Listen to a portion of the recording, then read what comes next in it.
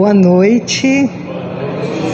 Que alegria estarmos aqui presentes, né? Depois de um feriado, entre calços e percalços, não é assim, Alexandre? Estamos aqui hoje, né? Reunidos em torno do Evangelho de Jesus. E com essa alegria que nós vamos cumprimentando também todos aqueles que nos acompanham de seus lares, através do Facebook da casa, Fora da Caridade Não Há Salvação. Nós vamos então hoje receber o nosso querido amigo Alexandre Decene, mas antes nós vamos agradecer ao nosso Criador, agradecer a Jesus, nosso Mestre, a espiritualidade amiga e os amigos, né, que cuidam com muito carinho desta casa, sejam encarnados ou desencarnados. Assim, são os trabalhadores, homenageando ainda hoje o Dia do Trabalhador, Dia do Trabalho, né? Que alegria. Então estamos aqui trabalhando, né, Alexandre? Mas vamos nos harmonizando ainda mais, cantando o hino da casa, Praz a Deus Senhor, e o Pai Nosso cantado com o nosso companheiro Gustavo, mas todos nós podemos cantar junto, não é, Rodrigo? Hoje temos violeiro também presente aqui, né? Então vamos, Praz a Deus Senhor.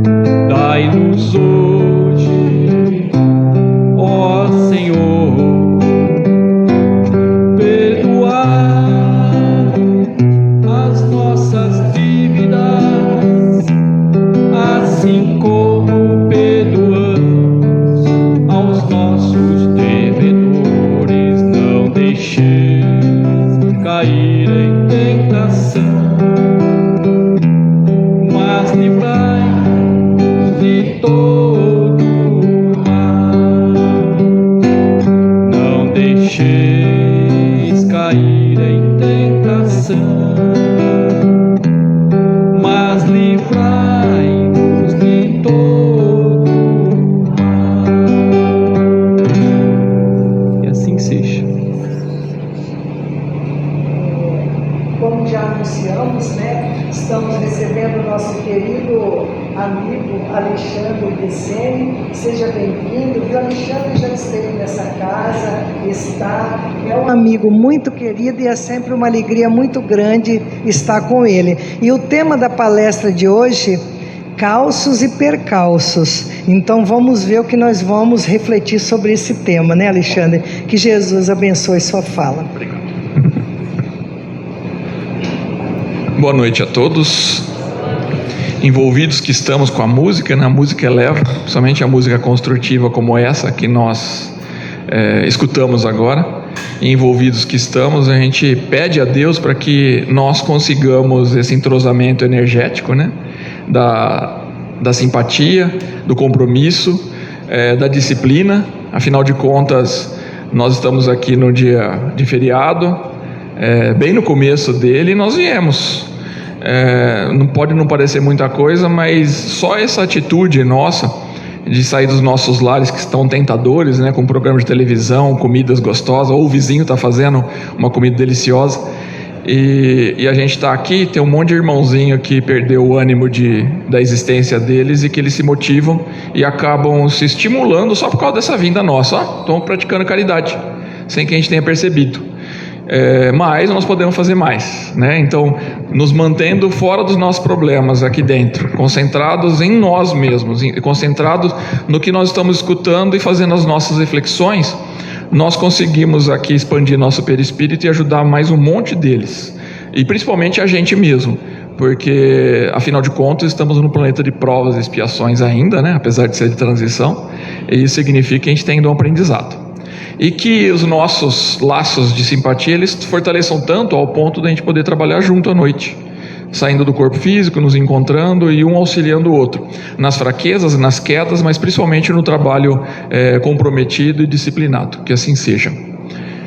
O assunto já foi falado, né? Calços e percalços.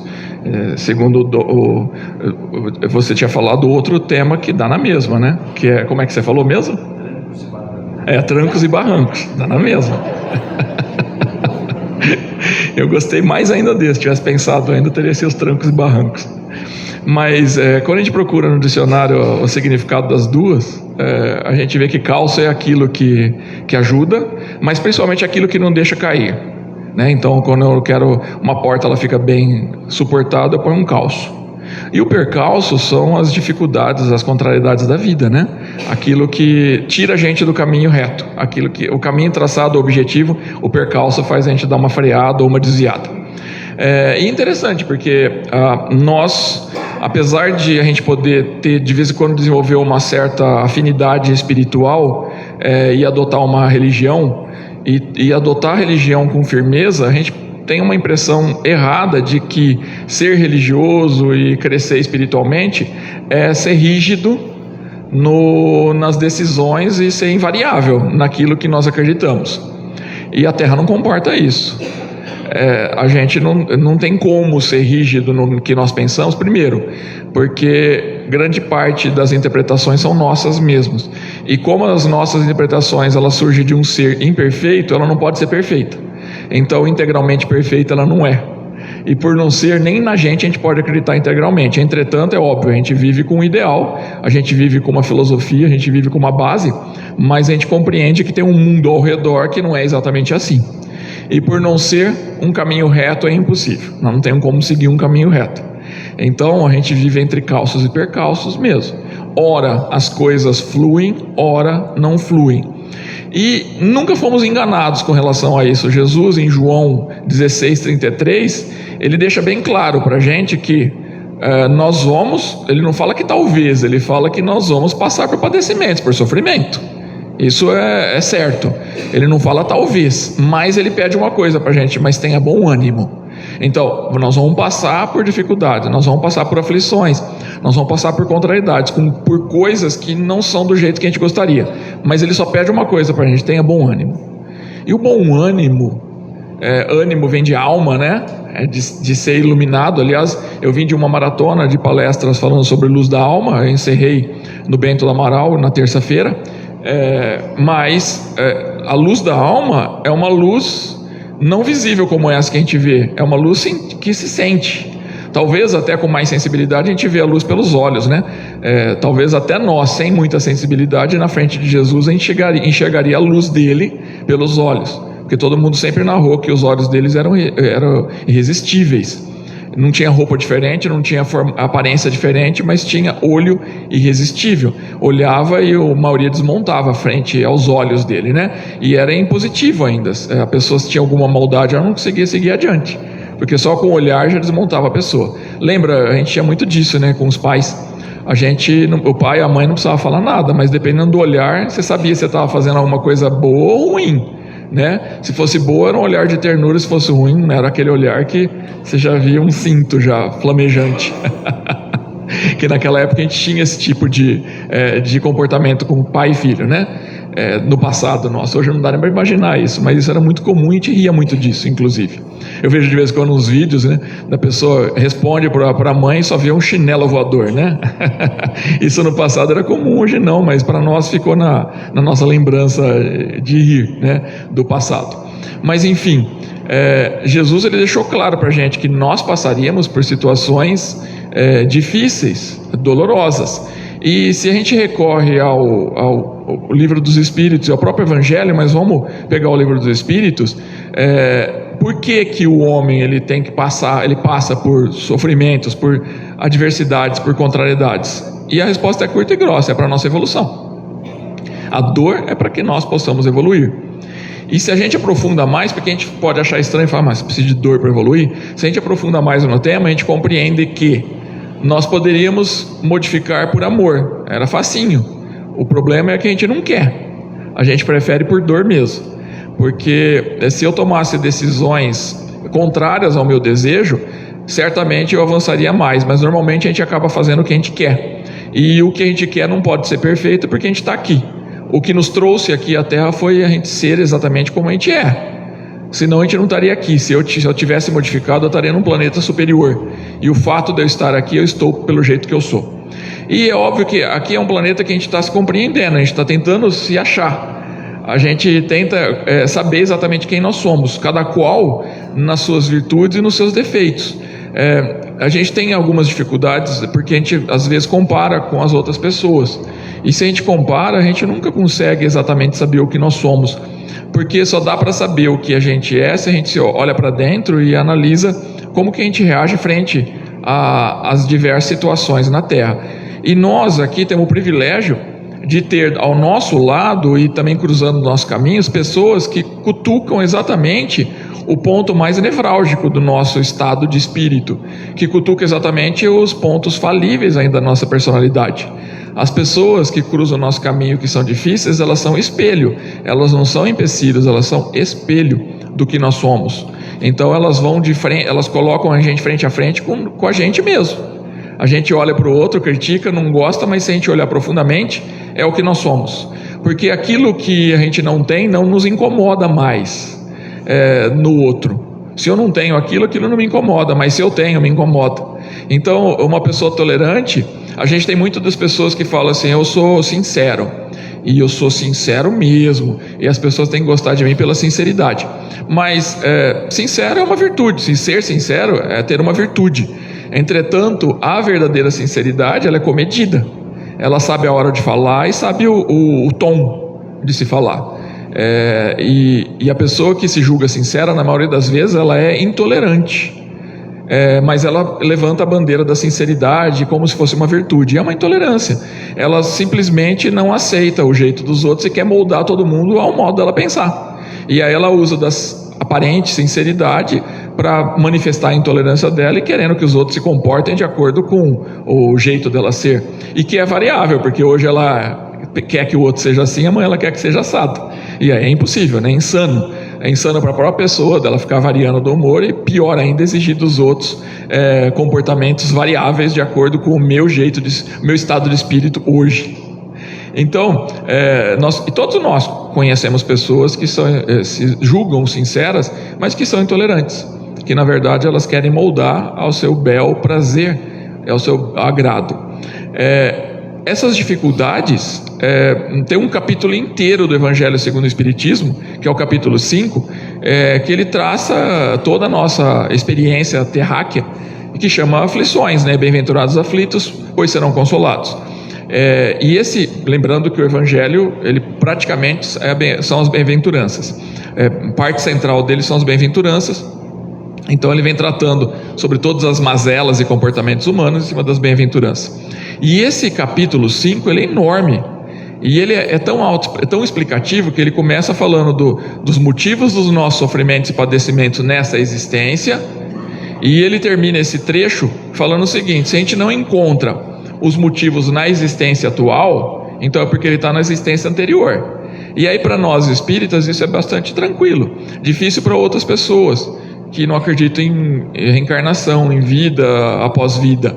Aí é difícil, porque a maioria cada um tem o seu pensamento. Alguns falam que está sofrendo por causa dos pais. Seria bem injusto, né? O meu pai e minha mãe fez uma coisa e quem sofre é o filho. Então, para nossa visão dentro do Espiritismo, seria injusto. Eu teria uma vida que eu estou sofrendo punição por outra pessoa, e quando eu desencarnar, eu simplesmente vivi sofrendo e eu não tive vida própria. Agora os meus pais talvez estejam perdoados porque eu sofri em nome deles, e aí eles vão para o céu e eu vou para o inferno certamente, porque eu sofri. A maioria sofre reclamando. Mal a gente tem pessoas que sofrem em silêncio, com um sorrisão no rosto, né? Quando a gente recorre de novo, João 16:33, todo mundo vai passar por sofrimento, mas mantém o bom ânimo. Quão poucos, né, mantém bom ânimo? Quantos? Pouquíssimo, né? A gente sabe também pelo Evangelho que pessoa que não reclama dos padecimentos é o sinal de que ou é um ser que está em missão e é mais evoluído aqui na Terra, e também vai indicar um pouquinho mais de evolução, ele que pediu aquele padecimento e ele aceitou profundamente. Porém, a reclamação já é um indicativo de inferioridade. Então sempre a reclamação na nossa vida já nos escancara que ainda precisamos caminhar, ter um caminho mais longo, um caminho de ascensão. Quando a gente parar de reclamar, quer dizer que a gente começou a caminhada. Mas enquanto a gente reclama, ainda nós estamos padecidos de nós mesmos, ainda nós estamos incompreendidos de nós mesmos. E aí volta a nossa conversa inicial. Nós precisamos conhecer internamente para a gente poder saber exatamente qual rumo seguir. Todos os percalços, eles acabam gerando causos para nós, porque nós passamos por situações difíceis na Terra, mas quando a gente olha lá na frente, a gente compreende o motivo. E aí a gente sabe que aquela situação difícil, contrária ao nosso desejo, ela surgiu exatamente para uma outra complicação posterior que vinha lá na frente e que me preparou para aquilo. Lembra da parábola dos talentos? Aquele que recebeu 1, o que recebeu 2 e o que recebeu 5. E o que recebeu 5 ele trabalhou ao ponto de transformar em 10. O de 2 virou 4, e o de 1, com medo do patrão, do chefe dele, ele enterrou. E quando foi chamado para o juízo final, ele está aqui, ó, esse é o seu talento, ele devolveu 1. Só que os outros devolveram 4 e 10. E aí, a passagem é bem interessante, é alegórica, mas ela tem um profundo significado. Mas aquele de 10, quer dizer, ele pegou 5, já era mais do que de 2, e transformou em 10. Para ele, que ele foi colocado do lado direito, ainda foi dado aquele talento do que tinha enterrado. Ele ficou com 11 agora. E olha a frase: passa para cá, porque uma missão maior ainda vai te ser dada. Uma missão maior. Sempre que a gente passa por um padecimento, uma dificuldade, aquilo eu preparo para outra. E aí quando a gente chega em outra, a outra é maior. Mas aquela primeira, ela já nos preparou. Se a gente soube aproveitar bem, ela preparou a gente. Aí chegamos para outra, a gente estava mais preparado. E aí eu consigo transformar o 11, talvez 22, e depois pegar ainda dos outros que não souberam aproveitar. Porque aquele que tem, mais ainda vai ter. E o que pouco tem, esse pouco vai ser tirado. E a gente entende bem isso também, porque todos nós, a gente vem com calços para as nossas encarnações, e não aproveitando, enterrando o talento, a gente perde aquele calço. E aí nós vamos ter que começar de novo, mas não com a mesma facilidade. um pouquinho mais difícil para a gente voltar lá no nível anterior, para aprender coisas básicas de processo evolutivo, que a gente não soube aproveitar, e aí a hora que a gente realmente firmou a vontade, a gente passa para níveis superiores.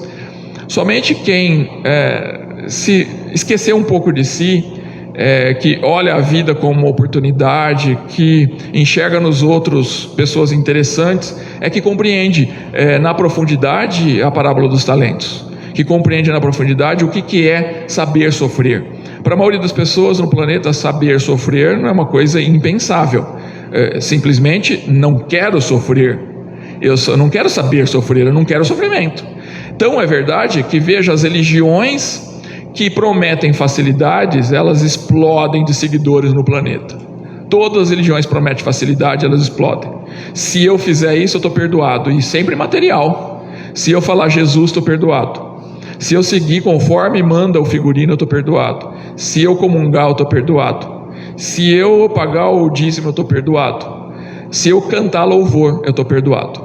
Se eu escutar o dia inteiro o louvor, eu estou perdoado. E se ainda eu pregar o que eu estou falando, eu estou perdoado, mesmo que a pessoa não queira escutar. Então, veja que tudo é bem simplesinho, porque é fácil eu ficar gritando o dia inteiro, é fácil eu ficar cantando o dia inteiro, é fácil eu falar Jesus, Jesus, é fácil eu comungar, é fácil eu fazer testemunho de coisas, é fácil. Agora bota a pessoa dentro de casa com a pessoa que mais espezinha a vida dela e faz ela conviver pacificamente amando aquela pessoa. Veja se isso é fácil. Só que está ali o nosso aprendizado, o nosso progresso, principalmente ali. É óbvio que a gente tem extensões, o nosso trabalho é uma extensão. Veja que as profissões, para muitas pessoas, elas surgem com a missão principal, e aí ela tem que aproveitar as oportunidades daquele progresso que ela tem profissionalmente. Ela percebe que ela está aproveitando bem quando ela vai progredindo dentro da profissão, mas não a progressão que nós conhecemos na Terra, aquela de favorecimento, aquela que coloca pessoas por simplesmente pelo QI, né, o que indica, que coloca lá porque tem favores envolvidos, um favorece o outro. Não, é aquela que cresce se arrastando mesmo na dificuldade, mas que se torna a pessoa que é a única que pode resolver aquele problema, não tem outro. Pode ter um monte de gente vazia que cresceu, mas quando chega um problema real, todos caem, despencam. Toda árvore que o meu pai não plantou, ela será arrancada.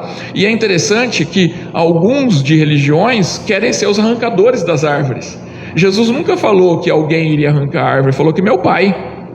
E veja que meu pai no tempo dele, porque você não vê, por exemplo, coisas ruins sendo extintas instantaneamente, caindo raio em cima de pessoas más. A pessoa acabou de cometer um feminicídio, cai um raio na cabeça dela? Não, às vezes ela ainda fica 30 anos impune, sem ninguém encontrar ela. Deus não poderia ter feito alguma coisa para deixar ela sofrendo? Não, a hora que encontra ela está bem, feliz, até ganhou uns quilinhos porque comeu bem, está lá com vida, está com família, e não mudou nada. E aí, se a gente não compreende o tempo de Deus, a gente começa a querer criar revoltas. Se a gente não compreende o que é o bem sofrer, a gente cria revoltas. A gente vai criando revoltas e se afasta de Deus ao invés de aproximar dele, sendo que as facilidades que muitas religiões prometem são ilusões. Quando a gente chega no outro plano, a gente vê que a gente está no ponto zero, não avançamos. E quantas religiões prometem facilidades? O Espiritismo não promete. A gente chega aqui a frase mais imponente do Espiritismo: a cada um segundo as suas obras. Como que eu consigo tirar esse mal que eu fiz? É você mesmo que vai tirar. Ah, mas se eu tomar um passe não sai? Sai nada. Se eu tomar passe a semana inteira, eu sai nada. Se eu vier assistir palestra aqui, eu consigo expurgar o meu passado? Expurga nada. Ele continua ali. Saiu pela porta, os irmãozinhos infelizes que nós trazemos perto de nós estão na porta esperando. Eles vão para casa junto com a gente. O máximo é que eles não conseguem aproximar naquele instante, que tem uma luzinha artificial que nós ganhamos do passe que veio de outras pessoas por acréscimo de misericórdia. Mas se a gente não mantém aquela luz, ela vai sumindo no caminho e logo eles já estão grudadinhos com a gente. Então não muda nada, só muda quando a gente quer. Qual o sentido então de estar aqui? Se eu venho aqui não vou ter a perdão, se eu venho aqui não vou ter a mudança, para que eu venho? Eu venho aqui para poder assimilar informações que podem fazer sentido para mim, e eu mesmo, no meu modo de encarar as coisas, trazer uma mudança na minha existência. Não adianta vir um marido, uma esposa, um pai, uma mãe, um filho querer mudar uma pessoa. Ninguém muda ninguém. quem muda é só nós mesmos que mudamos a nós mesmos. Nós nos mudamos dentro das nossas compreensões, dentro do momento certo nosso, do que nós conseguimos assimilar naquele momento. Então, entre calços e percalços, os percalços, eles surgem nas nossas vidas para formar os calços lá da frente. Às vezes nós passamos por uma adversidade que a gente não gosta, que é perder um ente querido. Tem gente que sofre praticamente ao ponto de perder a própria existência com a pessoa que partiu. Entretanto, a perda de um ente querido e a gente viver ainda um bom tempo é um bom treinamento para a gente desapegar. Porque às vezes a gente pensa assim, o apego, o materialismo é só apego a coisas materiais, físicas, dinheiro, imóveis. Não, materialismo também é apego a pessoas. Porque a gente não consegue estar vivendo sem estar do lado daquela outra pessoa. E o fato dela ser tirada já é um indicativo de que eu tenho um aprendizado. Se ela foi antes de mim, o aprendizado é meu. Porque ela foi, mas ela tem outras coisas que ela vai ver no outro plano e lembrar de existências anteriores que vai facilitar a existência dela. Nós não. Nós ficamos aqui, parece que a nossa vida é só isso, né?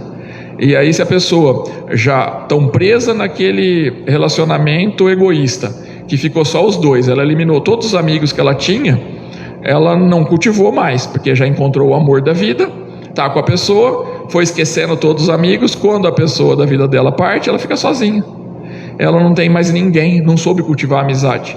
E lembra, a gente vem para a Terra, para a encarnação, com umas 10 pessoas que a gente ama, que a gente gosta de alguma forma. E se eu saio da Terra só com 3, 2 ou 1 só, eu não evoluí.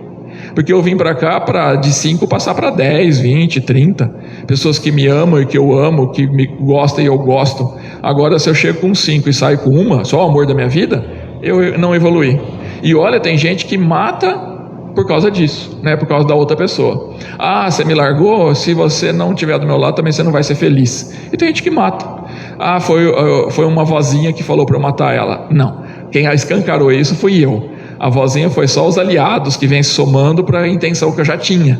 Ninguém é influenciado ao ponto de sair de anjo e vira um demônio, né? Ninguém. É a mesma coisa que as pessoas com demência. Se a pessoa ela era bondosa, ela tinha já a bondade nela, mesmo na demência ela nunca vai agredir ninguém. Nunca vai agredir ninguém. Se ela agride é porque ela já era assim, mas ela era reprimida, ela não tinha coragem, e aí ficou na demência, ela se torna exatamente o que ela é. Em todas as nossas doenças degenerativas, nós nos tornamos o que somos. Nós tornamos exatamente o que a gente é. O envelhecimento faz isso. O envelhecimento vai fazendo a gente ser cada vez mais o que a gente é. Aquilo que nós não batalhamos para mudar na fase jovem, ele só vai piorando.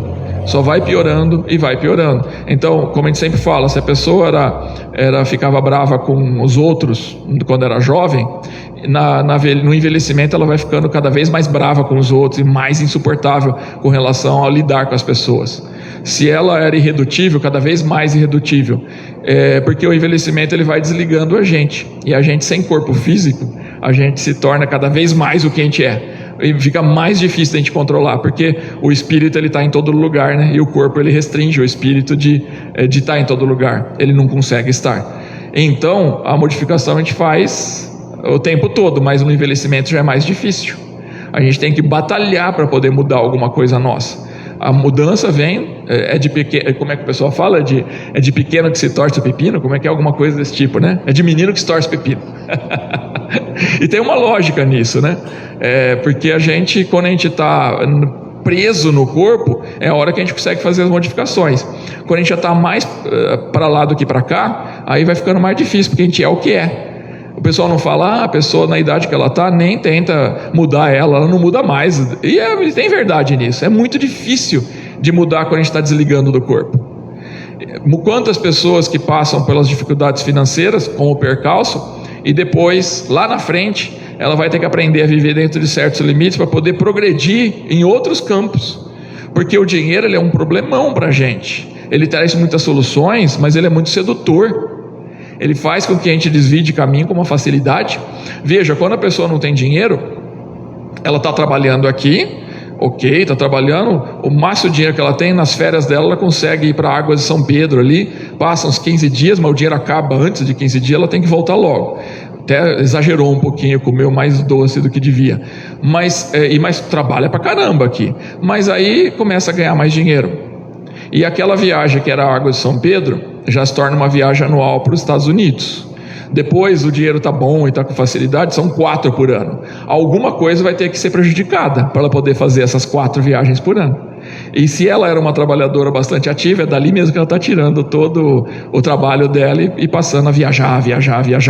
Será que nós viemos aqui para a Terra para só curtir, passear e viajar? Não, com certeza não. Na verdade, foi uma oportunidade que nós tivemos, alguns de nós implorou para estar aqui porque queria reparar o passado. Mas se a gente ocupa demais com diversão, demais com televisão, demais com coisas muito particulares que não tem progresso individual, então a gente não consegue progredir aqui na Terra mais essa existência. E vai precisar de outra existência para a gente poder recomeçar o projeto. Quantas das doenças que surgem interrompendo um ciclo perigoso, é um percalço que vem para ser um calço lá na frente. A pessoa estava começando a ir por um caminho que não era adequado para essa existência. Ela tinha um projeto, estava indo bem, e aí ela começa a desviar esse caminho, e a doença vem e faz a pessoa repensar. Bloqueia ela, e depois, se ela tiver consciência, ela volta para o caminho dela. Alguns que estavam por um caminho bem perigoso, quando ela volta de um acidente grave, entrou em coma, elas voltam e faz a vida inteira, muda tudo. Ela parece que dá uma acordada lá no plano espiritual e volta e começa a fazer. Quantos jovens que vieram reencarnar para ter um progresso e acabam entrando para a criminalidade, Deus tira eles da vida. É melhor tirar logo do que eles continuarem piorando a situação deles. Então tira antes de piorar. Então eu vejo muita narrativa de comunidades onde o pessoal está muito na violência, e os meninos que sobraram vivos, eles falam: a gente era 10 amigos, dos 10... tem 2 presos e 7 morreram, foram assassinados. Sobrou um que está ali ainda progredindo, mas a maioria foi assassinada. E veja, saíram da vida. E às vezes a gente olha e fala: nossa, um jovem assim perder a vida, né? Mas Deus sabe o que faz, e a gente tem que, é lógico que a gente não quer isso, mas saber que Deus fez o melhor para aquele espírito, fez o melhor. Por algum motivo era melhor ele sair do que ele continuar no caminho que a gente nem sabia qual era o caminho que ele poderia estar percorrendo. E aí é uma bênção dele sair e voltar, talvez volte logo, sofre um choque de realidade lá no plano espiritual e fala: nossa, é verdade, eu preciso de um pouquinho mais de força, e de repente volta na mesma família. Eu particularmente, eu acredito que minha mãe teve uma filha em 1964, 5, e ela morreu com 18 dias. E depois de 4 anos nasceu eu acho que eu sou ela mesmo, a reencarnação dela, porque minha mãe nunca sentiu saudade dela e nós somos muito ligados. Então nós acreditamos realmente que eu seja, quer dizer, voltei na mesma família. Eu tenho outros casos da pessoa que teve aborto lá atrás no passado, e na fase mais madura, aqueles que tinham abortado voltaram para a família. A pessoa estava mais preparada, tinha se arrependido disso, voltaram na mesma existência, só que a pessoa bem mais velha, e acabou criando um monte de criança que eram os abortos. Olha que fantástico, na mesma existência. Então, quer dizer, a gente pode ainda aproveitar uma existência para modificar alguma coisa. Você veja quantas pessoas que estão já indo para 100 anos e que estão estudando. Lá na minha faculdade mesmo, tinha um senhor de 96 anos que fazia arquitetura. E ele terminou a arquitetura e desencarnou logo depois. Aí você pensa: mas para que fez? Opa, mas o Espírito é eterno, o conhecimento está com ele. O que a gente leva é só o conhecimento, é só o amor, está com ele lá. O corpo físico ficou aqui, mas o conhecimento está lá. Pode ter adiantado um processo evolutivo da vida seguinte, né? Porque ninguém vem para ser um pianista fantástico se já não teve contato com isso. Ninguém se tornou espírito sem ter tido um contato com o espiritualismo em vida anterior. Ninguém é médico dos melhores se não foi curandeiro em outra vida. Ninguém é um psicólogo renomado se não foi fofoqueiro em outra vida. Porque o fofoqueiro, apesar dele ter errado muito na outra vida, mas ele aprendeu a olhar para o outro, a procurar informações dentro do outro. Quando ele se reajusta, ele vira o psicólogo, porque ele sabe entrar na alma da pessoa, só que agora não tem mais mexerico. Porque inclusive a profissão dele fala que não pode, né? Então ele não pode fazer isso. Mas que fantástico, virou o melhor psicólogo, o melhor psiquiatra, porque aprendeu nisso, né? Então os nossos percalços, eles vão ser calços. em algum momento da nossa existência. Mas nós temos que mudar essa postura, não achar que o sofrimento ele é para o nosso mal, e também não desejar que nós tenhamos uma vida sem complicações, sem discórdia, sem mal acontecendo. Vai ter, Jesus deixou claro para a gente, vai ter, mas o diferente é a gente saber passar por isso de um jeito que seja produtivo. Primeiro de tudo, manter a alegria. Isso nós temos que esforçar, porque é óbvio que a gente sabe que perder uma pessoa que a gente ama é difícil manter a alegria, mas por espírito, até nesse ponto é um pouco mais fácil, mas por espírito é difícil perder dinheiro, perder relacionamento. Nossa, como é difícil para o espírita perder esses dois. Ele pode perder a pessoa, ela pode morrer, mas perder o dinheiro e a pessoa que ela está apaixonada é muito sofrimento. Veja com isso vários espíritos que ficam meses choramingando a perda da pessoa que ela amava, que abandonou ela, que não está mais com ela. Quanto sofrimento, sendo que ela perdeu 6 meses da existência dela que podia ser útil e se tornou inútil, porque ela só ficou lá presa no sofrimento, na esperança de que a pessoa volte, tentando se modificar para ela ser do jeitinho que a outra pessoa gostaria que ela fosse, e que na verdade ela tem que viver do jeito que ela é. A pessoa que está do lado dela só tem um objetivo: ajudar ela a progredir. Se não tiver esse objetivo, não tem sentido estar do lado.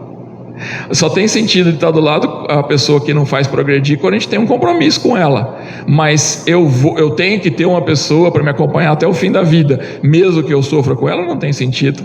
Ainda mais, vamos falar bem verdade, né? Casamento é convenção humana, isso daí eu posso separar ou estar junto como eu quiser. Já que Deus juntou, a gente não deveria, né? Por exemplo, talvez a união mais poderosa é pai e filho. Aí já deveria repensar bastante se valeria a pena jogar fora da vida, porque não tem uma pessoa que se afastou de pai e de mãe que é feliz, nenhuma. Ela não consegue progredir e ser feliz. Então a gente precisa ter isso daí como uma referência para a nossa vida, porque Deus não criou a nossa família por acaso, Ele criou para o nosso progresso. E as pessoas que vieram ali são as mais certas de toda a nossa existência para a gente, na dificuldade, progredir.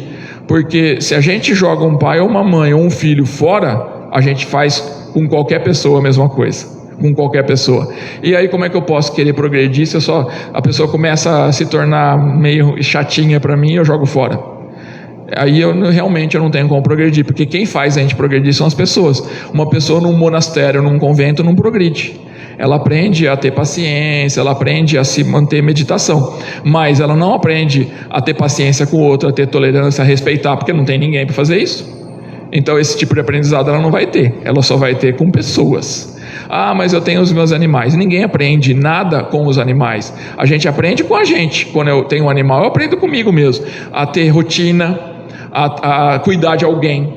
Mas o animal, ele vai sempre responder pela comida que eu dou e pelo carinho que eu dou, ele vai responder bem.